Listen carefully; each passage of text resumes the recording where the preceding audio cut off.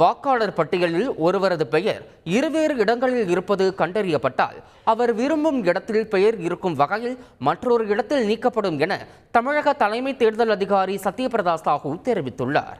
சென்னையில் செய்தியாளர்களிடம் பேசிய அவர், தற்போது வாக்குச்சாவடி நிலை அலுவலர்கள் வீடு வீடாக சென்று வாக்காளர் பட்டியல் சரிபார்ப்பு பணியில் ஈடுபட்டுள்ளதாக தெரிவித்தார். 18 வயது நிறைவடைந்த வாக்காளர்கள் விவரங்களையும் பதிவு செய்து கொள்வார்கள் என்றும், இது தவிர புகைப்படம் சரியில்லை எனில் அவற்றை மாற்றுவதற்கான பணிகளையும் மேற்கொள்வார்கள் என்றும் தெரிவித்துள்ளார். அக்டோபர் 29ஆம் தேதி முதல் அடுத்த கட்டமாக வாக்காளர் பட்டியல் திருத்தப் பணிகள் தொடங்கும் என்றும் சாஹூ தெரிவித்துள்ளார்.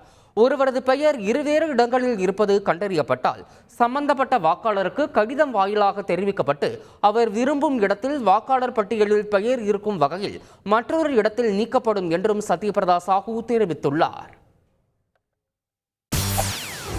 செய்திகளை உடனுக்குடன் தெரிந்து கொள்ள உடனே சப்ஸ்கிரைப் பண்ணுங்க.